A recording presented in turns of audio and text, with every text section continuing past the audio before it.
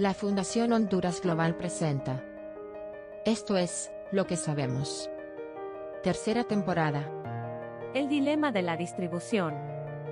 La vacuna para Honduras probablemente no va a tener costo. ¿Pero en qué orden se va a distribuir? ¿Cómo se va a priorizar? ¿Cuánto tiempo duran los anticuerpos? El doctor Sir Salvador Moncada y la doctora María Elena Botassi contemplan estos dilemas desde el punto de vista científico. Es un objetivo que debería ser aclarado para la gente. Yo creo que hay mucha desinformación en este momento porque se está trabajando mucho al nivel del negocio y muy poco al nivel de la educación de la población en el área de salud pública, qué es lo que tiene que esperar, por qué va a pasar esto o por qué va a pasar la otra cosa. La verdad es que la gente ni siquiera sabe que una vacuna realmente se conoce, no ni siquiera en la fase 3, sino en la fase 4, que es cuando se está dando a millones de gente. Y aún ahí pueden haber problemas. Es decir, se está hablando de fase 3 como que si ese fuese el punto final, pero es la fase 4 la que va a determinar en última instancia, que es la amplificación multinacional que tú señalabas de la fase 3 y multicéntrica y lo demás, la que va a dar la información real de la vacuna. Y con tantas vacunas en desarrollo, una de las cosas que preocupa es hasta qué punto las autoridades que están aprobando o que van a regular la aprobación están siendo politizadas también. Y eso es un peligro muy grande en este momento. Sí, así es.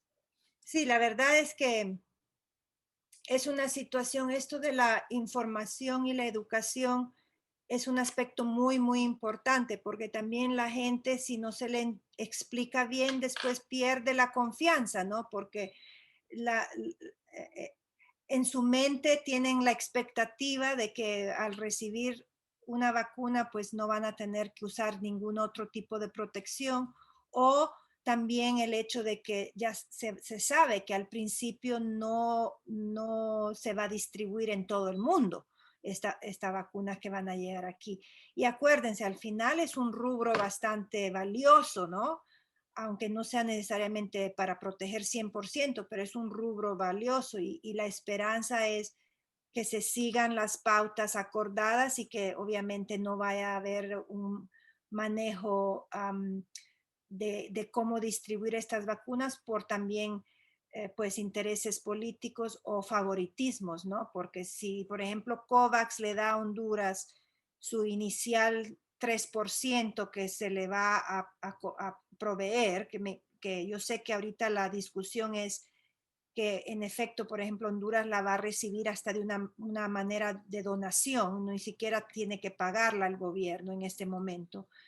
Al principio le van a dar 3% de la población y la dificultad es cómo se va a determinar quiénes son esos inicial 3%, la cual esta vacuna va a ser distribuida.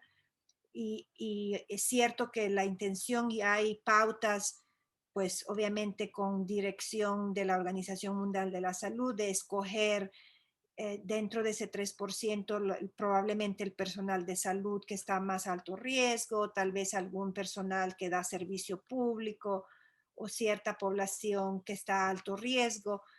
Nosotros aquí no tenemos muchos récords de saber cómo ir a buscar este 3% de la población, porque no sabemos dónde están. Entonces, cómo se va a hacer la distribución va a ser bastante compleja y tenemos la esperanza de que por lo menos haya una guía que se pueda entender y que la gente pues no crea de que eventualmente esta vacuna solo fue dada a gente privilegiada, no solo porque tienen alguna conexión política o conexión económica, ¿no?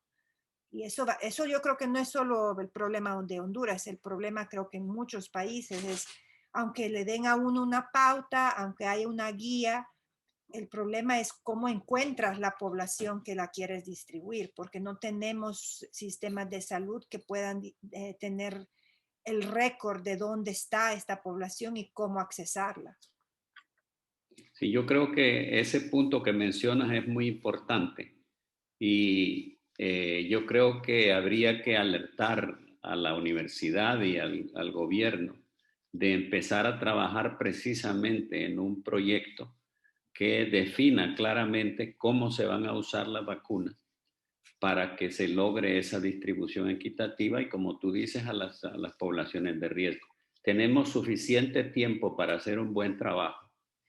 Yo personalmente, después de esta reunión, voy a hablar con la gente que está envuelta en el estudio de solidaridad, que es el estudio de tratamiento, para ver si se puede empezar a discutir con las oficinas sanitarias panamericanas alguna guía más detallada de cómo distribuir la población, la vacuna a esa población necesitada de primera línea o gente de riesgo. Yo creo que ese es un punto muy importante. Sí, y yo creo que en efecto la OPS, porque eventualmente se van a recibir vía el mismo este mecanismo, ¿no? Del fondo revolver de la OPS, y yo creo que obviamente el gobierno antes de recibir va a tener que tener un plan de distribución. Y yo sé que hablando con la doctora Berenice del programa de inmunización y obviamente algunas noticias que he oído, en principio están ya en ese aspecto. El problema obviamente es cómo realmente hacer el censo y cómo realmente después encontrar las dichas poblaciones. Y aún dentro también de este gremio, por ejemplo, de los